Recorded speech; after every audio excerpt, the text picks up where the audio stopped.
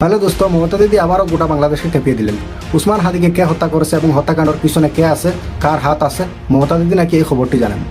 মিডিয়ার সামনে এমন একটি মন্তব্য দিয়ে দিলেন, শুধু নামটা বললেন না, মমতা দিদি নাকি সব কিছু জানেন।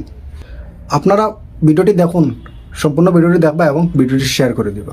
বাংলাদেশ থেকে একটা বড় খুনিকে এসটিএফ অ্যারেস্ট করেছিল, জেনে রাখুন। যা নিয়ে বাংলাদেশে অনেক রেভুলেশন হয়েছিল। অন্য দেশের কথা আমি বলছি না, আমার বলার অধিকার নেই, কিন্তু আমি যেটা বলছি পয়েন্টটা। তারপরে তারা মেঘালয় দিয়ে বাংলায় চলে আসে। বাংলায় যখন চলে আসে তখন আমাদের এসটিএফ তাকে ধরে, এটা তাদের ক্রেডিট। তারপরে হোম মিনিস্টার নিজে আমাকে ফোন করে বলছেন, এতদিন তো কই আমি বলিনি, মুখ করিনি, আজকে অত্যাচারের শেষ সীমায় গেছেন বলে। কারণ এটা জানে, আমি এখনো নামটা বলছি না, ভদ্রতা করে, বাংলাদেশের লোক উত্তাল হয়ে যাবে। আমি সেটা চাই না, আমি দেশকে ভালোবাসি না, বলবো না দেশের স্বার্থে। কি বললেন? आप थोड़ा आपको बंगाल पुलिस को बोल दो ये बात बाहर में नहीं कहने के लिए,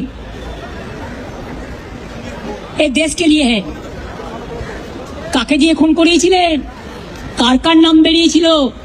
আজ গভর্নমেন্ট চেঞ্জ হলেও মনে রাখবেন, আমি তো সবটাই জানি।